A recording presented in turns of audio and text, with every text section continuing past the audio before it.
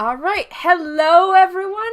Welcome back to Natch20 review, and this is the second part in a two-part review of Mall Goths versus Visigoths by, oh goodness, I just completely blanked on the name, by Lucian Khan at Theogony on Twitter, who has made a wonderful game that is being kickstarted in fall of 2019, and I think you all should check it out. He writes cool stuff, and it looks really neat. We enjoyed playing it, but we're gonna kind of go over the experience of prepping for the game, running the game, playing it, telling that story together, and what we liked, didn't like, kind of the mechanics of things.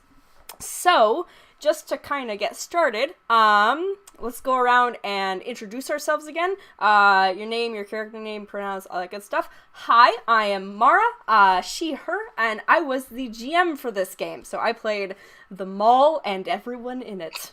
Let's start with Eloise.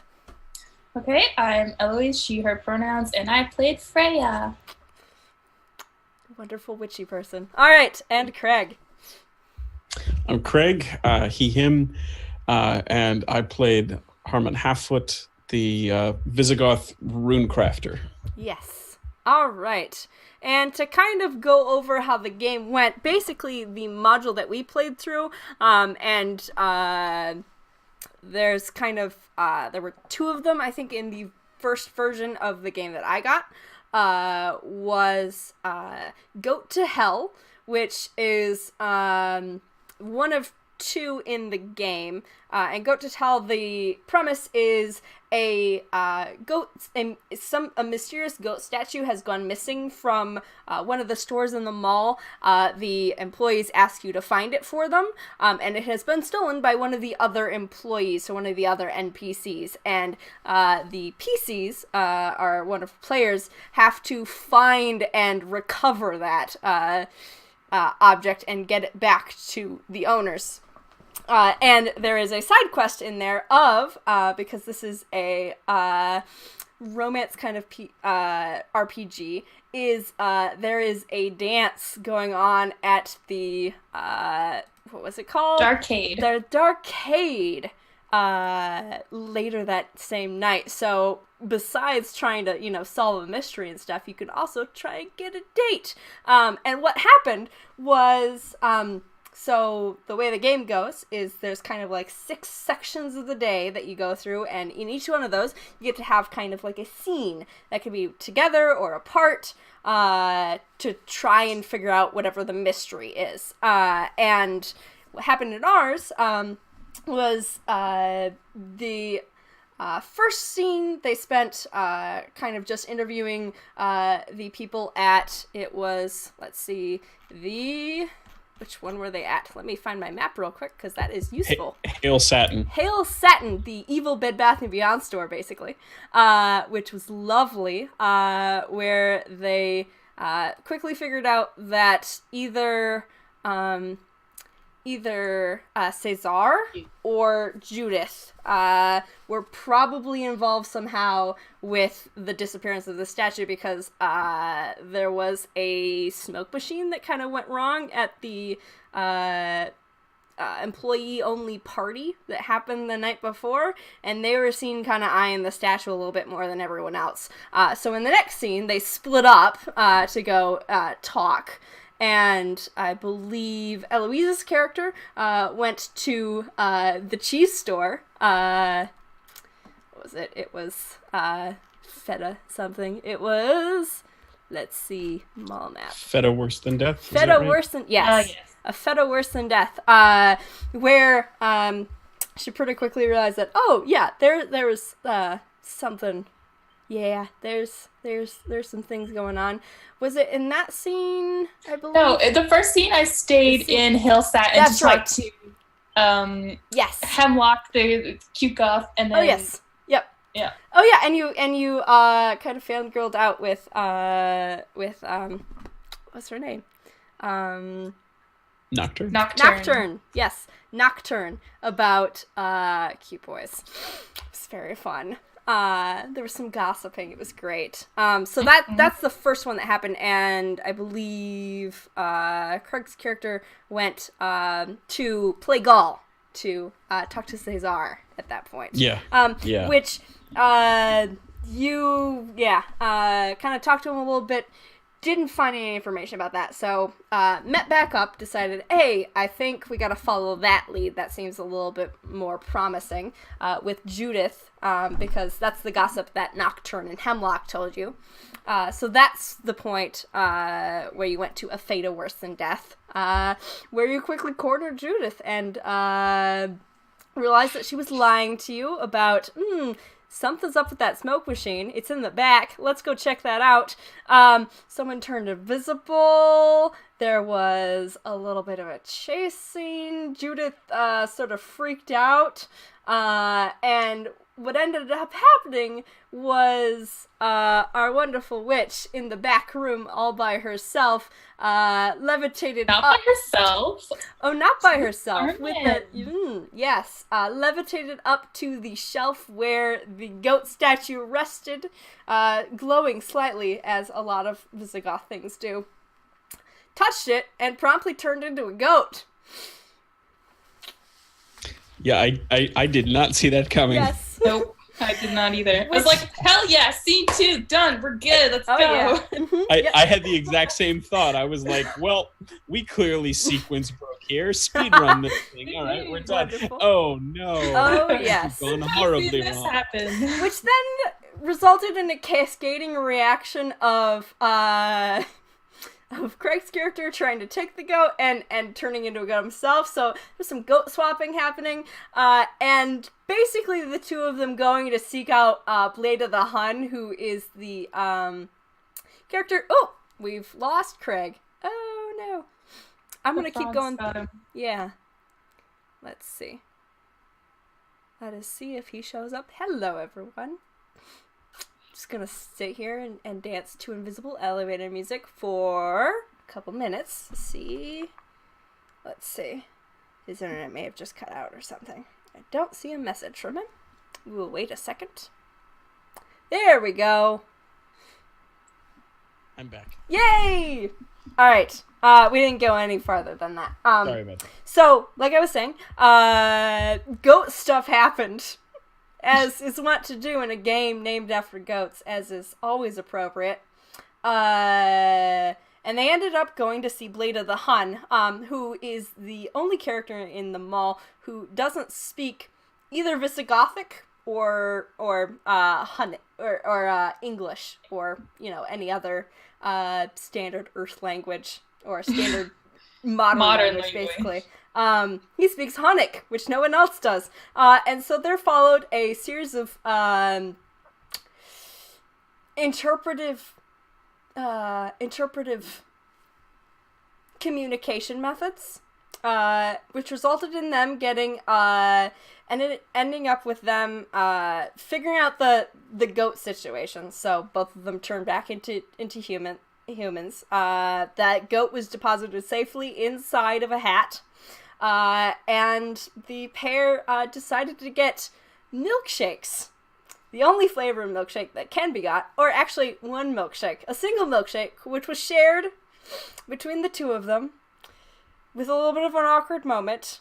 And they looked outside and were going to try and leave the Lemon Theodosius and get back down to Hail Satin to return the goat statue, but they realized that they couldn't continue because there were hurt feelings. Craig's character was unsure about the situation. Eloise's character was crushing hard and didn't know how to express it, and so we had to have a brief interlude in the Hypergirl roller rink where feelings were discussed. And they decided to go to the dance together. And they emerged victorious from the low lights and rolling roller skate sounds of the rink to walk triumphantly across the mall. And were confronted outside Hail Satin by the group responsible for the statue's disappearance in the first place. that being Lakshmi, who had recruited Judith to steal the statue on her behalf in an attempt to impress Cesar, who was her ex, to get him to go with her to the Darkade dance. And let's see, how did that end? I used my special witchy powers. Special witchy powers to get Cesar to confess his true feelings. And we ended the final scene with the lights of the Darkade and the sweet, sweet songs of... What was your... Stevie Nicks. Stevie Nicks. Thank you. Yeah, we spent the $200 that we got to bribe the DJ to play nothing but Stevie Nicks all night. Yep, and it worked. And that's I just say Leather and Lace was the perfect choice. Yes. Yep. And so that's kind of how the game went. That's the basic synopsis of things. It took, I think we played for, what was it, 2.5 hours? It was pretty short. I liked it. That's kind of the game. As far as prep stuff, from my end of things, it was a bunch of reading basically, but I was kind of playing off of what you all were doing. Do you have thoughts on how the prep stuff went? I know I threw the new character sheets at you, like a couple hours before the game happened. Do you feel like, how was making a character in the system, how was like figuring out how the system worked, how was kind of that experience for you two? Would you like to go first? Yeah, sure. It was like really easy. You don't have to choose much, just like a name, pronouns, and like one skill that you're good at, and then all you have to do after that is just pick a trait for someone else. And so, yeah, it's pretty funny. I don't think the new character sheets like threw me off or anything. Mm-hmm. If anything, it was the format was easier. So, yeah, it was fine. Yeah, I also really like. I liked it, and it's going to dovetail a little bit with my thoughts on the system as a whole. So, if you don't mind me getting a little bit ahead of myself, I liked the game a lot, and I think the way that you make characters is emblematic of the game as a whole, where it's a kind of a fun thing to figuratively pull off the shelf for an evening hanging out with people. You know, you have people coming over. It's tougher to say, oh, hey, do you want to play 3 hours of D&D and then potentially never play again? As opposed to this, it's like,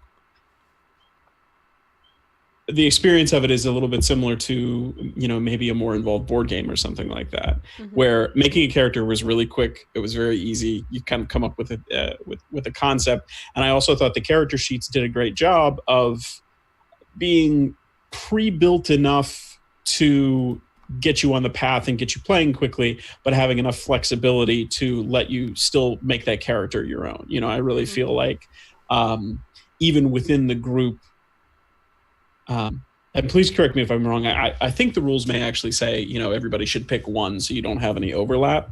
But I do feel like even within the group, you could have 2 witches or you could have 2 runecrafters and have them be different enough that it would still be interesting. So I like the system a lot.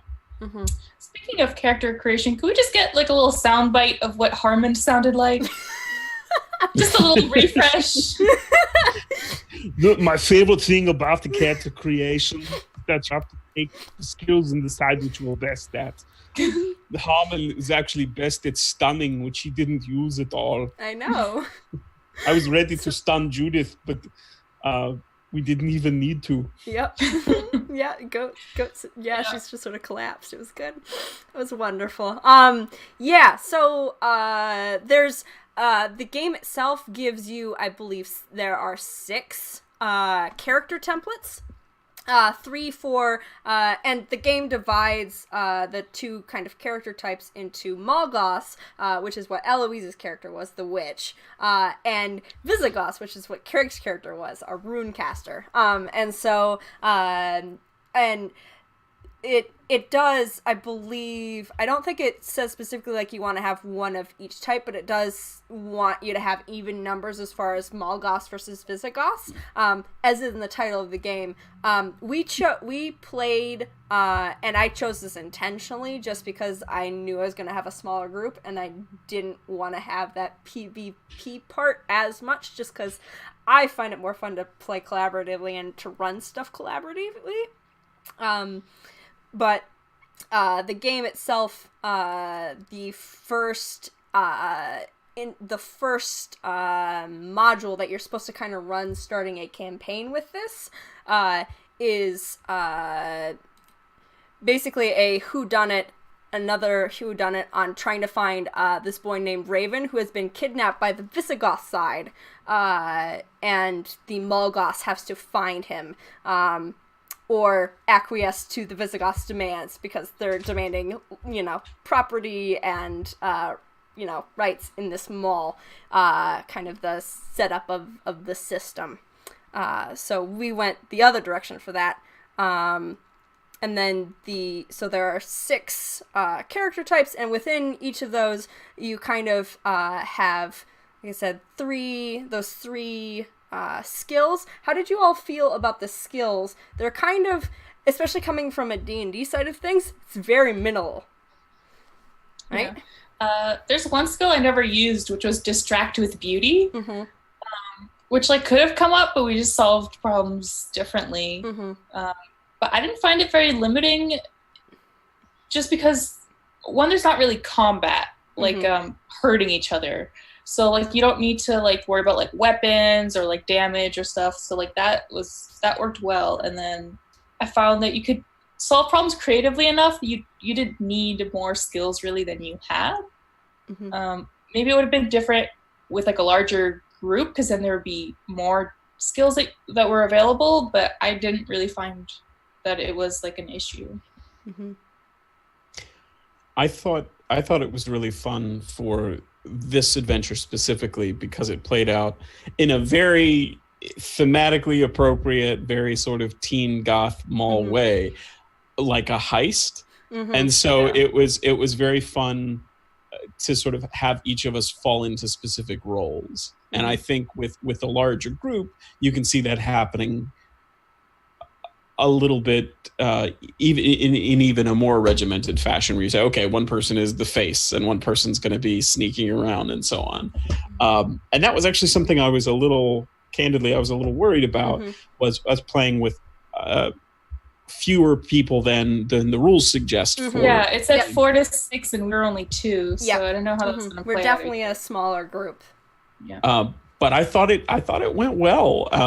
And Mara, I think a lot of that is on your shoulders. I think you, it was a very good suggestion to say, okay, there's only 2 of you, you're going to be on the same side, and then you really focused it in. So, like I said, I had that concern, but even though the rules themselves suggest more people, they still managed to be flexible enough to be a lot of fun even with only 2. Yeah. And I think the more people you add in, obviously, the longer the game is going to take and the more frenetic the game will become. But I think that would be even better. So I would love to play it again, either at this number of players or with more players. Yeah, I agree. It's a really fun, light game. There's not, like I said, there's not combat. There's not death or injuries. You don't get hurt feelings. It's just fun. Yeah, there is a hurt tracker. Hurt tracker. So. The hurt tracker in this game is basically hurt feelings. So if you get 2 hurt feelings, then you are considered basically too emotionally compromised to function. So you have to deal with that by talking through things with an NPC or with another player. I push you to talk it through as PCs because that's how the feelings resolved what people were feeling. Or what characters were feeling, so you have to basically forego one of your next scenes to be able to do that. Otherwise, you're kind of relegated to the background. You can't do anything that would make you roll, or if you had to roll for something, you would automatically fail. So that was kind of interesting. I wanted to talk a little bit too about the mechanics itself. So this is a very narrative game, especially compared to D&D. It's more like on the veins of Monster Hearts and that type of thing. So it's a lot of talking through things. The GM section of the rules itself like tells you, hey, you don't need to make them roll for things. Like, if it's something that there's nothing opposing them, like, they give two opposing things. It'd either be another player, it'd be an NPC, or the mall as, like, an entity. And all of the rolls are just 2d6 plus, 2 or 3 for your skills, basically. Right? And a little bit of background on like my experience playing RPGs is I started my first game that I ever played was a 2d6 system. So like this is my home turf. I felt very it's like, okay, I know how this works. This is pretty simple. Coming from, I know Eloise, you've done D&D. Have you ever played some other systems? Because I know, yeah. So this is your first not D&D game. How did you find that experience going from? Oh, I really enjoyed it. It made the sort of like combat scenes like really fast. So you didn't have to look up all the numbers you have to add or whatever. It's just, I just rolled like a 9 plus 2, so that's it. And then, so it made everything go by really quickly, not like in a bad way, just like everything was very efficient. And yeah, I liked it. Cool. Craig, thoughts? Yeah, I mean, I started playing in the 80s, so back when AD&D was the main thing. And then growing up, I played. I guess when I was younger, I played a lot of systems where you roll a lot of dice. Warhammer tabletop where you can be rolling 30 d6 at a time, and they go everywhere. And or the old Deadland system where again you're picking up potentially just a massive handful of dice and rolling it. And as new systems have become maybe a little bit more minimal, I've really come to like that. Mara, you said your first system was a D6 system. Was it powered by the Apocalypse games? Nope, it was a homebrew. Okay. Yeah. Okay, cool. Yeah, it was. Yeah, I think it was based on. It was very loosely based on the Marvel Saga system, but I have also seen the Marvel Saga system official rules since then, and it looks totally different. So it was a wonderful hybrid. David, I always have to give a shout out to my first GM. He was awesome. Excellent. Yeah. But yeah, I thought it worked well. And again, coming back to that whole concept of this being just a great pick up and play system, you can, even if you are not a gaming household, everybody can dredge up 2d6. Yep. Yeah. You can raid the Monopoly box or whatever and find 2d6. But even if you are familiar with games that use a bunch of different dice, there's a simplicity to it that I think is really elegant. And also jumping into a new system and playing something on a short scale, it's great to just be, okay, I'm always going to roll the same number of dice, and I just need to look at my sheet, and if my sheet has these words on it, I'm going to add those things to it, and otherwise I'm just rolling the dice. So I liked that a lot. I liked how it worked. I liked how the resolution did. I also enjoyed this in that I think, and please correct me if I'm wrong, but I think everything that we rolled, if we'd been in a more PvP environment, we would have been rolling against each other. But as it was, we weren't rolling against set difficulties like you do in a Powered by the Apocalypse game. We were always rolling against you. You were playing the mall itself or the other goths in the mall. And I liked that too, because there's not that sense of, oh no, I didn't get a 6. There's still that tension of, I got a 4, but potentially maybe. And the flip side of that is I did 11, but she still could have beat me. So and there's but still also, like I found the game had sort of like low stakes, but in like a very good way. So you're never like, oh my god, I rolled so bad, like this is gonna end so badly. Like there's never like in D&D, if you roll like a nat 1, like it's never gonna be this horrible scenario where your whole party dies. So like that felt really good to just be like, oh, I didn't win this one, but that's okay. Like it just like helped sort of the lightness, I think, that the stakes weren't so dire. Yeah. And talking about it as like a really good pick up and run kind of game, I liked at the begin or somewhere in the rules there's a little section on, hey, if you're coming to this from D&D, here's how this game is different, which I really appreciated. They also did that, I think, comparison with Monster Hearts 2, which I have also I've haven't run before, but I've been a player in. Really enjoyed it. But it is like a different kind of system. It's a little bit more looser than that one, even. And then if you're very new to role-playing games, and I'd be really interested to like give this game to someone who hadn't run something before, who was very new to RPGs, and see how they experience the rules a little bit different than me, because I've done it a little bit, so I kind of know some of the tricks and tips. It'd be interesting to see. It gives kind of some suggestions. There's some really nice suggestions in the rules for GMs on what to do, like if things start getting stuck in something, like add a complication in there, and it gives some examples and things, and it gives examples of hints to give to your players if they're not sure what to do, like if you're playing with a group who is not as familiar with RPGs, to get them kind of like going and comfortable with, you know, playing in that space. So I'd be really interested to see, like, from other reviewers and other people who've played this, if they what they experience with that part. Yeah. Let's see. I wanted to do.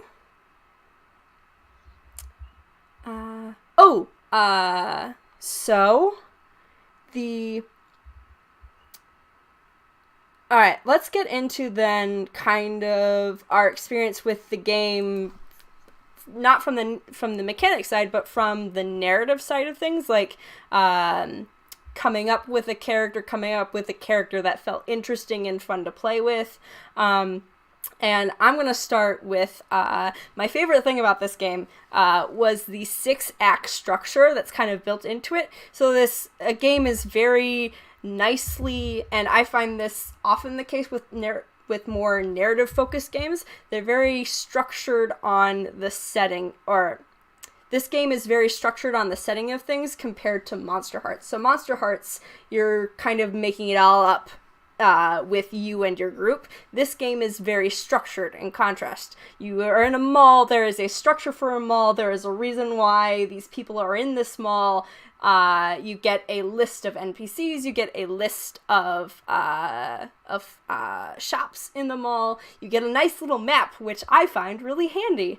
And you also get a 6-act structure, so the day is broken down into morning, afternoon, night. And within those, there's kind of like late and early. And so you're encouraged to kind of have all the action take place within one day in the mall, which I found really nice. And I liked that 6-act structure for keeping things. I liked how this game kept things at a good pace. Like, I felt like we were moving. It may not have been realistic, and it was kind of a fast game, but I liked the tension of that. We've got to keep moving to be able to solve this before the day ends and before this fancy dance happens, and oh my goodness, do I have someone to go with me? Kind of thing. Yeah. And that ties in well with what Eloise was saying earlier about the stakes being low. Mm-hmm. But despite the fact that the stakes are low, the tension somehow was still, I don't want to say high, but it was still, it was at an appropriate degree to keep things interesting. It's one of my favorite comedy tropes when the stakes are really, really low, but all the characters treat all the drama is so high. Exactly. Yes. And this, I feel like the system adapts itself to that really well, which was really funny because when we oh no, we're goats now, and then there was that time, and I think pretty much our second to last time slot, we were trying to decide, should we just try to run? Should we take a time slot and recover some hurt feelings, or what should we do? And it was, when you think about it, it's it's a reward and it's getting to the dance on time. But it was a lot of fun. Yeah. And like the premise is like just so like wacky. Like you can't help but have Visigoths just like take over LA in this mall, and like people are just like cool with it. Like, yeah, there's just like some weird Vikings in this mall. It's cool. Like, it's just like so like fun. You can't help but like interact with NPCs and the mall in like a really fun way. And that all, by the way, is from the setting itself. That's from the rules. There's a wonderful list of wonderfully puntastic store names and things, which was so much fun to read through, and the descriptions of everything themselves, one is very diverse and inclusive. There's a lot of explicit diversity in all of the NPCs and everything, which I really appreciated, and it's just really fun. It's got a very light, the document sets a tone and a timbre of the game that's really fun and really easy to pass on then to your players. And you get this really nice list of NPCs and things that I'm definitely going to look at like as a D&D and as a running other games GM, to see like what I can lift from there in making more memorable and impactful NPCs. One of the things I was most worried about as the game master was playing so many NPCs, because I am much more comfortable as a GM running combat and running kind of exploratory skill challenge things. NPCs are my weak point. Like my players joked at one point that all of the NPCs they were meeting were crotchety old grandmas, and yes, that is my default. And I have to make like an NPC up on the fly. Like they're gonna be kind of grumpy and like give out grudging information, or they will be squirrel bandits, because that is what you do when your players decide to bribe all the local wildlife and talk to them all. So I really appreciated that there was this list. It was a little hard to read through and keep all straight. There are a couple of cheat sheets in there, which were really appreciated. I enjoyed those a lot. And yeah, I like the cheat sheets. And it was, the entire game is very much felt, the way the rules were presented and the way we were playing was very much felt like a game that you play, just kind of picking off the shelf and reading through real quick and getting going, which was that was pretty nice. And like even within one scenario, there's sort of like a lot of replayability, just because the characters are so vague that you can always just like make a new character, like whatever, like yeah, they're a witch, but like they're this kind of witch or this kind of witch or just like whatever. So like there's always, I feel like there's a lot of ways that you could have fun with this. Yep. Yeah. And there's the same thing with the NPCs and the setting itself as well. So, behind the curtain stuff, for the Goat to Hell scenario, the GM rolls for, I believe, 3 things. Where the goat statue was stolen from. So that ended up being, what was it? Hail Satin. Hail Satin. Who took it? So you roll for an NPC name at that point. And then why they took it, which was an X. It had to do with an X. So that kind of basically gives you your plot then to kind of play off of, and you can kind of build and make some additional connections. There's in the settings documents for the GM, there's some optional kind of NPC linkages that you can kind of play off of, and then basically I fleshed out a little bit, and then I kind of just went with where you all were going. Because, I don't want to put all of the NPC connections in stores that you aren't visiting, because there are literally, like, 16 stores in this mall, and you went to 4 of them. So, yeah. So like, Lakshmi was, like, the big bad, and we never get better before. So, but, the the one thing that we didn't really get to play with was the embarrassing traits system, which I'd like to, maybe if we play again, try like more of. Like, you pick an embarrassing trait for the other players, and I believe in the mechanics, like, to help someone, you can expose your own like embarrassing trait. And they can get like advantage or something on the roll, +3. Yeah, Craig, I think, actually ended up doing that when I don't remember if I may not have done that specifically in the rules, because I don't think I had you roll for it because you were already invisible. But when you were going back to get the goat, I think you were invisible. I think that was when something happened. I can't remember. Yeah.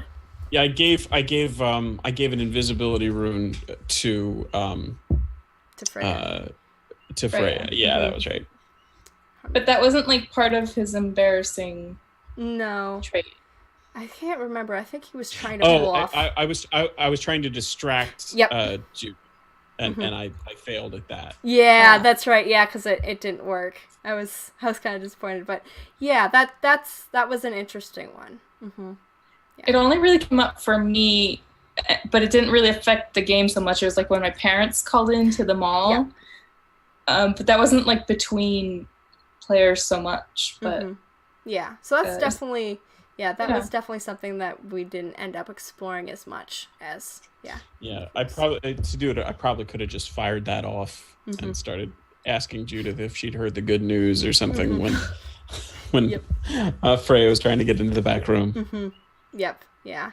And I think that's probably just because I think I ended up having you all roll more just straight checks against NPCs kind of thing. And it was less, I think with larger number of groups, you'd probably have a little bit more of that, because you'll have one person kind of making a roll for a team kind of thing, and then to get the other players involved, you want to kind of push those embarrassing traits to help, boost your teammate kind of thing. Yeah. The other thing that I wish we could have gotten in, I was trying to kind of think of how to do that, was every PC has a special ability that it's basically like your ult, because I have now played Overwatch once and therefore know some terms. Your one special ability that you can use once per game.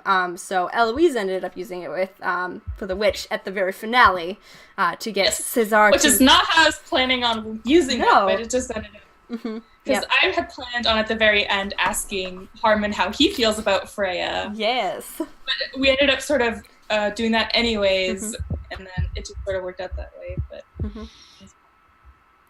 what was Harmon's fault? It was actually you can carve some runic graffiti on the outside of a store, and then you can steal anything from inside it. Yeah. So I was actually planning to do that if we weren't able to get the goat out, but we were able to do it faster than I thought. So because the invisibility and Harmon basically making and the haunted cheese, yes, the haunted cheese.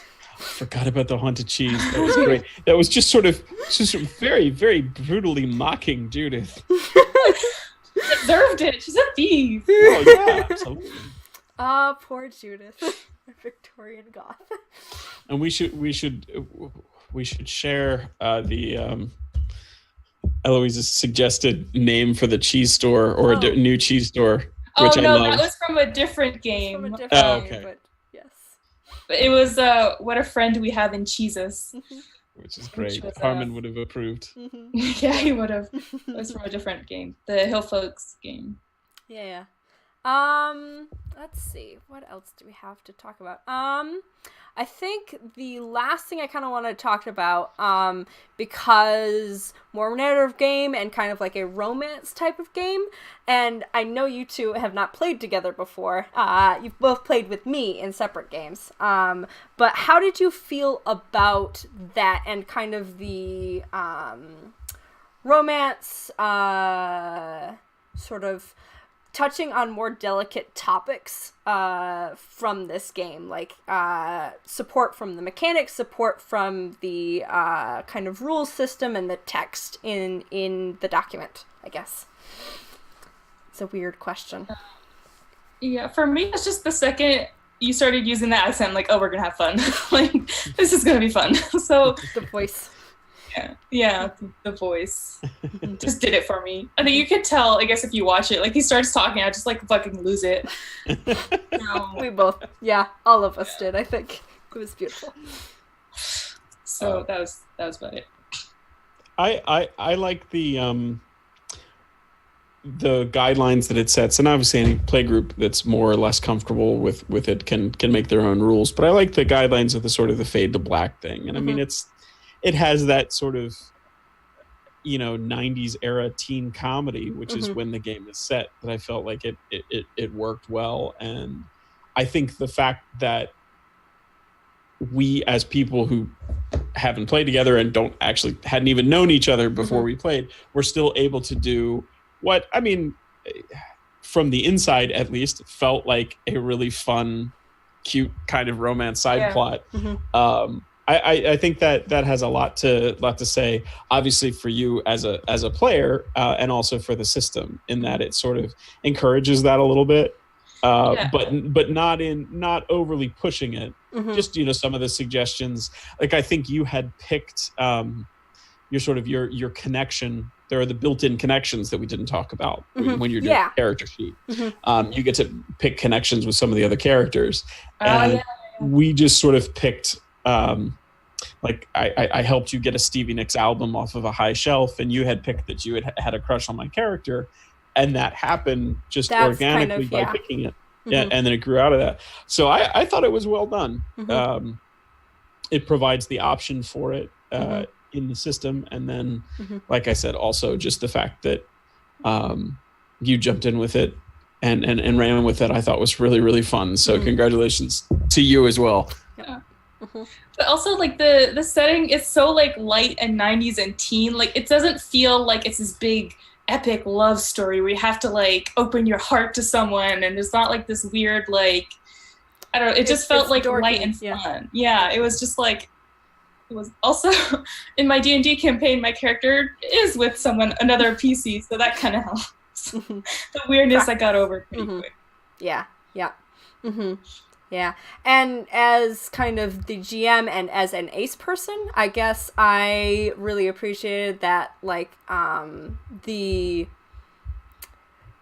rules specifically have, like, an ace NPC that was wonderful, and I like that it is less, the romance dating sim aspect of things is, kind of kept on that lighter-hearted tone, and less of a central thing than in a game like Monster Hearts, which is another one I'm playing, where character is possibly having a romance. It's very weird.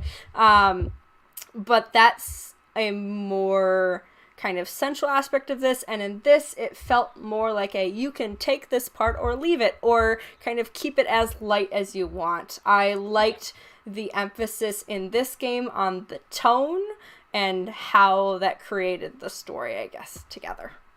Yeah, also, like, it's sort of the connections that we picked that sort of led to that. Like, if we had picked separate things where my character didn't have a crush on his, or totally different, that might not have happened, or she might have been crushing on a different, like, an NPC. So it just sort of worked out that way. But I didn't ever feel like it was, like, necessary, like it was, like, pushed on anyone. It just felt like this, like, lighthearted add-on that you could explore. Yep.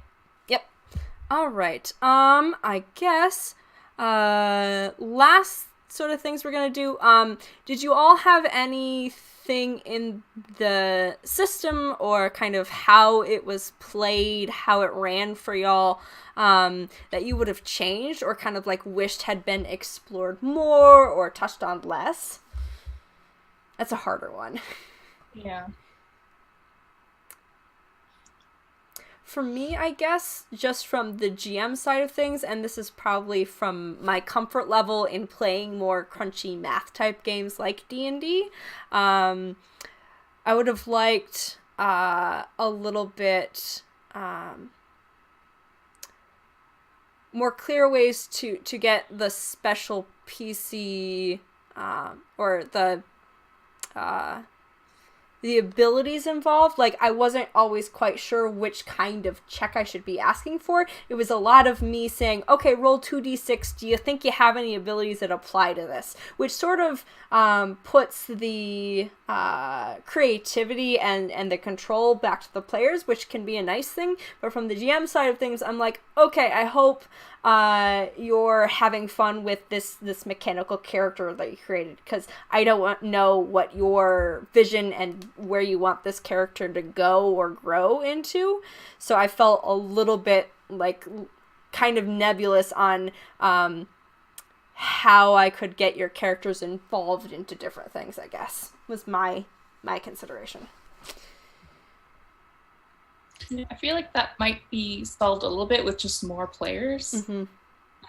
And that have more skills, because we have 3 skills each, which for us ended up working fine. But like mine were a lot about like lying and emotions type of thing. So like, yeah, I could do that, and so that ended up being a lot of our campaign, our sessions. That worked well. But if it had ended up being a lot of like more like fighty-ish type of thing, then I would have been like, I don't know, I don't have anything. So that could just be, and we also chose sort of similar character types, so it could have just been that. Yeah, I think I joked that you both picked magic users. Yeah. If I get an option to play a witch, I'm gonna play a witch. Live it, yeah. Go for it. You know what you like. Just in that what game did we play with Jordan? Was it like for his birthday? Oh, I don't remember this one. Oh no, you did it, the Haunted Library. Oh, yeah. Also a witch. Mm-hmm. Yep. Good times. Craig. Yeah. Just love the witches. Mm-hmm. You gotta type. I guess my only thought, and it's not, and honestly, I may have missed it in the rule book, but I was just flipping back through just to see if there's anything in there. I guess something that would have given a little bit more structure, and I think you did this really well, so it may just be something that's given up to the mall rat, right? Mm-hmm. That's the term for GM in the system. Yeah. That's just left up to the mall rat to determine. But I think, or at least I can picture groups where people are trying to get as much done as possible in every time slot. Mm-hmm. So on the subject of skill rolls, it might be helpful to have some guidelines to either, okay, you can do 3 skill checks per time slot, or you can do as many as the mall rat feels is appropriate within the time slot. Because that was the only thing that I felt, honestly, like maybe you were letting us get away with a little bit more than we perhaps should have been able to within the system. Particularly with Judith, we were maybe a little pushy. Yeah, I kind of felt like in that third, was it or second time it's the slot, second right? one. Yeah, it happened really soon. Judith. Yeah, when we went to Feta Worse Than Death, we did a lot within that time slot. Mm-hmm. Yeah. Yeah, and we kept trying things when things didn't work. Yeah. Mm-hmm. So we just kept trying things until it did work. So yeah, I could see where limits would be helpful. That could even be something, and I am so far away from being a game designer that I probably should just keep my mouth shut, but just something that even pops to mind. Maybe people are able to continue until they get hurt feelings, until they fail a roll. Yeah, and I think that's why, 'cause I was a little bit worried about this when I first read the rules. It's like, oh, only 2 hurt feelings. That seems really easy to do, especially like in a larger group. Like if you have a little PvP, both of you end up with hurt feelings at the end of this. Like someone hurt someone and someone feels bad. Like I think that's definitely a thing that, like you were saying, with larger groups, like I'm imagining this game plays a lot differently with a bigger group. I think. Mm-hmm. Yeah, that's a good point. Yeah, but that's really me scratching at the barrel to find something to complain about, because exactly. I had a really good time with it. Yeah, me too. And I would like to see how it played with a larger group. I think that could be fun as well. Yeah, definitely. So kind of on that topic of like continue to play the game, because we just did one little session. It was just intended to be like a single contained one shot. The game right now, I think the new version I got only has the Raven scenario. I'm not sure if the Goat to Hell one is intending to be added into that or what's going on with that, but the first version I got had the Raven scenario and then the Goat to Hell. And then after that, there's not a whole lot of guidance as far as gems on kind of spinning off of that. I imagine at a certain point, especially because this game is very much designed to be contained within the mall and like involve the mall community and the petty squabbles and things that can happen in an ecosystem like that. I'm wondering on your thoughts as far as like playing a campaign in this. It definitely feels to me like something that is intended to be a little bit more short form and contained and have like a theme overarching. That's what it feels like to me. I was wondering on your thoughts, especially like playing a character that grows and changes, because that's always kind of my interest in playing a character. But if you have like other angles that you like to explore character growth and kind of telling a story, feel free to expand on that. Yeah.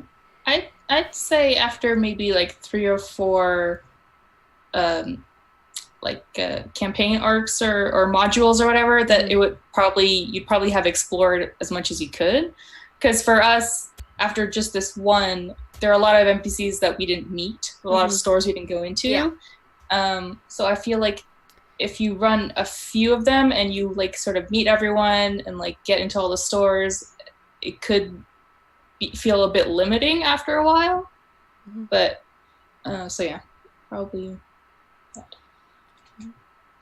I agree. I think that is a little bit of the trade-off with the sort of easy pick up and play, is if you have a game that's easy to jump into for 3 hours at a time, I think it can be tough to kind of keep that rolling. But I don't think the game itself would get old, but I do think probably, as you point out, every couple sessions you might want to swap out and try new characters and come back into. Yeah. Yeah. And go ahead. Oh, no, go for it. I was just going to say, pacing wise, not to make the same comparison again, but it really did feel like a very, very kooky, obviously, because the Visigoths being there and goat magic and stuff, but it really did have that feeling of a teen comedy from back in the 90s.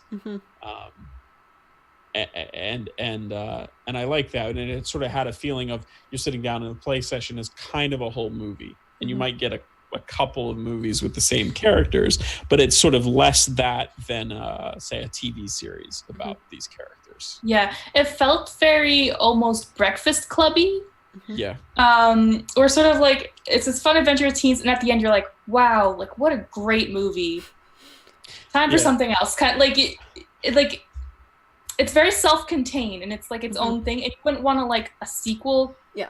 Really necessarily, just because it would be like, well, I mean, that was so great the first time. You almost want the credits to roll with little freeze frame recaps of what our characters are doing in the next exactly. I did not do that. Sometimes when I do one shots, I usually like to try and do that of like, where are they in a year? Like, where have they ended up? So if you all want to think about that, we might do that at the end of this. My kind of other thing, kind of thinking on that, is and I guess this ties into like what I'd like to see more of maybe in the game, would be like tips on creating your own thing. It's not explicit in there, it's kind of designed and laid out to be here's a game that you can play, which is kind of awesome. I like that for what it is, but kind of being able to have this span out as a longer thing, that's where it kind of trails off on the end, I guess, for me. But I really enjoyed it. It was a lot of fun running this thing. It was. Yeah. Yeah, I think like 3 or 4 of like the modules would be like good if you liked it so much you want to keep playing. I think that would be like a good sort of amount. Yep.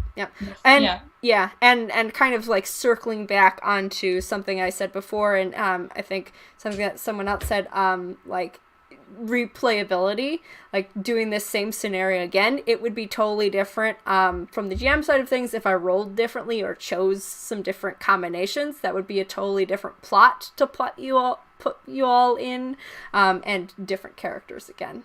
Would feel. So it's sort of like the board game Clue, where like it's going to be different every time because you have amount of options that you can have for each weapon and location and stuff. So yeah, it was very Clue meets Breakfast Club, I guess. Yes, I like that. That's a good way to describe it. Yeah, I liked it. Yeah. I guess we will end up with our favorite things, and then if no, you know what?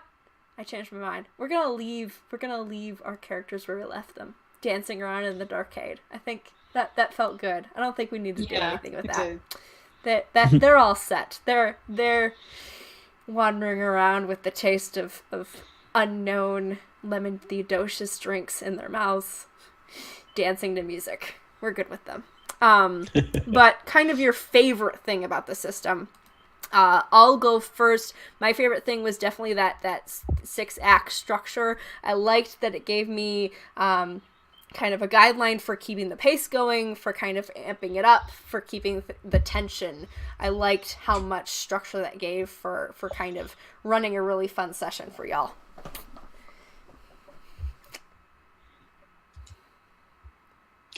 I liked the hurt feelings, which is a weird sentence to say, but I like how that works in the system. I think it's very elegant, and it's clever, and it's appropriate to the setting.